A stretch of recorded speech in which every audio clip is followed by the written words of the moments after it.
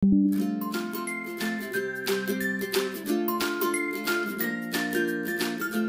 kami sa mga food parks, small kiosk lang.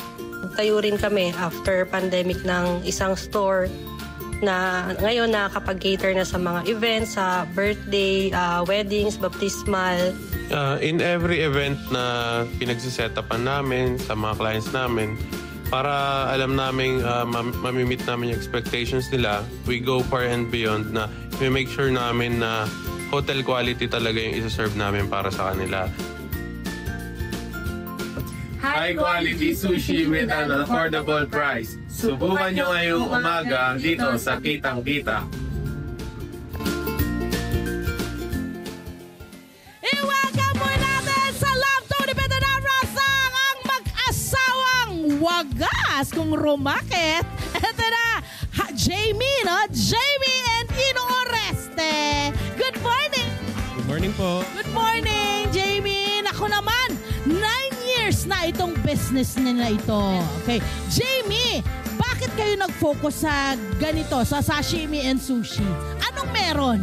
Ano po, yung founder po kasi ng Sushi ni Garbinito is father po ni... Yun! Sushi chef po siya sa Dubai po. Ay, ang Bali na suwerte ganito. mo!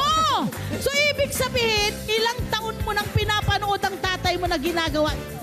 Since high school po ako, bali 2010 pa po yun. So, 15 years na po akong gumagawa ng sushi. So, tinuturuan ka ba ng tatay mo? Parang, anak, sige, gawin mo to. Yung ginagawa ko, sundan mo. May ganun ba? Yes po, ako po yung una niyang apprentice na as sushi chef po. Oh, naging banding niya na rin yun. Opo. Mula doon sa mga natutunan mo, ano yung mga parang mahirap na mga technique na natutunan mo sa ganitong klase ng business or ganitong klase ng food preparation? Nung una po, hirap na hirap po ako kasi yung madami naghahanap ng salmon, sashimi. Hindi po ako marunong magkatay. Kaya yun yung natagalan akong matutunan. Pero ngayon, masasabi ko medyo master ka na siya. Siyempre itong inyong mga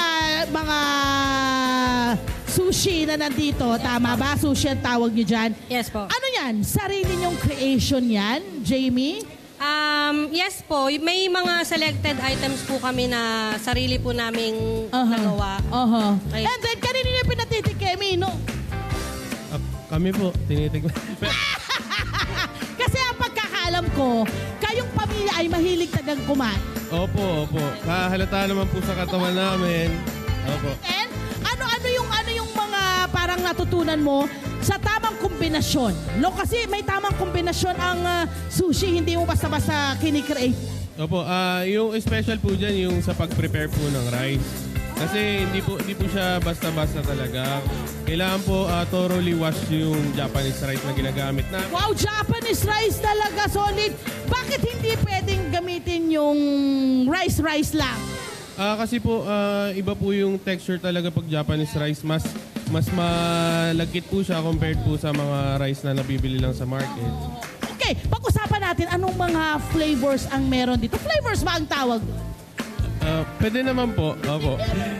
Ito po, yung isa sa namin, sa main namin, yung mga gunkan po.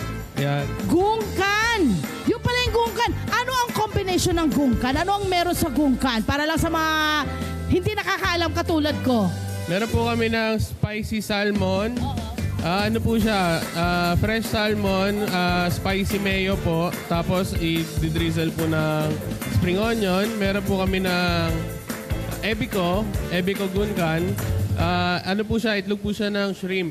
Tapos meron po kami tuna po. Spicy tuna. Spicy mayo and fresh tuna po. Ano pa po yung ibang nandito para mapakilala natin sa ating mga kabataan? Meron po kami, ito po yung Crazy Maki. Isa po sa bestsellers namin. Meron po kami yung famous na California Maki, yung kulay orange po. At meron po kami yung sarili po namin gawa, yung crispy salmon skin. Opo, galing po yan sa fresh na katay na salmon po namin. Tapos i-deep fry po namin yung salmon skin. And we also have our Adam's tuna roll po. spicy tuna roll po siya. Okay, kapag kayo po ay nagbebenta ng retail lamang, magkano po ang range ng prices, Jamie? Bali po, iba-iba po siya ng price. Yung Oo. maliliit po kasi nagre-range po ng 80 pesos to Oho. 110. Yung mga Oho. maliliit Yes, na size. okay. Yung mga malalaki po, from 150 to 210 Ilang po. peraso yon? Or Isang- ilang tao ang mag-share ng food na yun?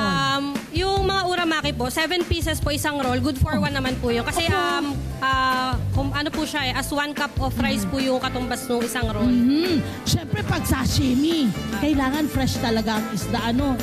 Opo, yung sashimi po namin, hindi po namin siya binibili ng frozen na naka-ready na. Ang ginagawa po namin is kami po yung bumibili ng isang buong isda. Opo. As in talagang fresh doon sa bilihan. Dadalhin mo sa bahay fresh, saka mo hihimain. Opo, tama po. Okay, eto na. Paano natin? Kasi ito, yung iba dyan, lalo na yung mga sashimi, roche, hindi ba? Ano ang tamang parang pag-prepare po ninyo para masiguro na walang food contamination, walang malalason, yung mga ganyan? Yan po. Isa po sa ano talaga sa sashimi is kailangan po bago siya i-serve is frozen po talaga siya. Kasi dahil po kaya po siya pinifreeze yung sashimi po kasi para mamatay po yung mga bacteria. So eto na, maiwan mo namin si Jamie dahil ipapakita sa atin ngayon ni Ino kung paano nga ba ang tamang paghiwa. Kasi daw ito yung pinaka na-challenge ka. Okay, ayan na Ino. So meron tayo dito, anong klaseng salmon? May mga klase ba yung salmon sa pagkakaalam? Meron po. Ito pong gamit namin is Norwegian salmon po siya. Apo. May mga pink salmon po na regular sa palengke. Medyo may tinatawag po kasing sashimi grade. Ito yung pang sashimi. Opo. Okay, so meron tayo rito. Ito'y buo mong nabili. Ikaw rin ang nag-slice nito, nag-debone. Yes po. Lahat yan ay nakuha mo sa tatay mo. Opo. Mahusay. Okay, so anong gagawin natin ngayon? Sige ma'am, lipat po tayo. Sige, lipat tayo, lipat. Kunin po natin to. Yan. Ano hong parte yan ng ating salmon? Yung iyong i-debone ngayon. Kasi syempre may mga ulo, merong gitna, meron yung upper naman dito sa may bandang malapit sa ulo. Preparation po namin is inaalis po namin yung ulo, yung buntot, saka yung belly, hinihiwalay po namin. Apo. Ayan. Tapos ito po yung backbone niya, aalisin din po natin yan. Backbone niya. Okay, so yung pera pa yung mga tinik na nandyan sa loob ng meat. Opo, sa loob. At syempre, ang key ay kailangan ang iyong kutsilyo. Opo, yung kutsilyo po kailangan po matalim. Kasi pagka delikado po pagka mapurol po yung kutsilyo natin.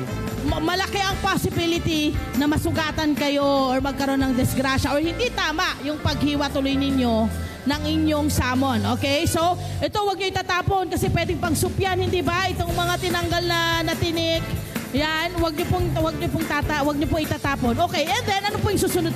Ito po, pagka natanggal na po natin yung tinik na malaki, yung bali pinaka-backbone niya po, makikita po natin dito sa may gitna, ayan po, may dito po sa upper banda, meron po yung isang line ng mga tinik. Tapos isa-isahin po natin siyang ipupull out. Ang proseso pala itong ginagawa mo pag sashimi ang order? Opo, matagal po talaga. Makain po sa oras. Oh, nako, habang nagtatanggal ka ng mga tinik, pag-usapan natin yung mga naitulong na ng business na ito sa inyo, sa iyong pamilya. Dahil po sa business namin, nakakuha po kami mag-asawa ng sasakyan sa tulong po ng parents ko rin na magagamit po namin para sa negosyo namin. Opo, tapos may pinag-iipunan din po kaming property po mag-asawa na in the future, sana po makatulong din sa business namin na makapag-expand po kami. Yeah. Yun naman ang maganda doon. Meron na kayong mga naging investment na. Okay, kunyari lang natipunan natin. Ino, ito na. Paano ang tamang paghiwa? Kasi may mga hawak ng kamay at parang merong mga anggulo na kailangan mong ipakita. Okay? Kikihingi lang kami ng tissue rito. Pahiram lang ng tissue rito para lang malinis. Asan na ba? Ayun, asan na yung tissue? Okay, ayun. Para lang mapunasan ni Ino ang kanyang, kutsilyo at ang kanyang tataran. Tataran talaga. Ayan. Eto na, ipapakita sa atin ni Ino. Siyempre, kasi po nandito tayo sa area na ito. Of course, sa kusina nila talagang kailangan malinis lahat. Ayan, Ino, tinanggal mo yung balat. Opo, natanggal na po yung balat. Bali, pag mag-slice po tayo, dahan-dahan lang po natin. Tsaka kailangan po matalas talaga yung kutsilyo natin. Tapos dahan-dahan lang po natin siya i-slice. Anong angulo yung ginagawa mo? Kasi hindi straight yung angulo. Opo, bali ano po siya, mga 45. Mga 45 po. Paano? Ang anguluhan niya ng 45, ayan. At itutuloy-tuloy na niya. Palakpakan naman natin si Ian, of course, Jamie. Siyempre pa, maraming salamat. Hi! Salamat sa mga Kanet 25. This is Love and New Verbo. For more love, Tunipet, and Arafang updates, just click the subscribe button and follow us on our Net25 social media pages at Net25 TV and Net25 Entertainment Facebook. See ya. I love ya.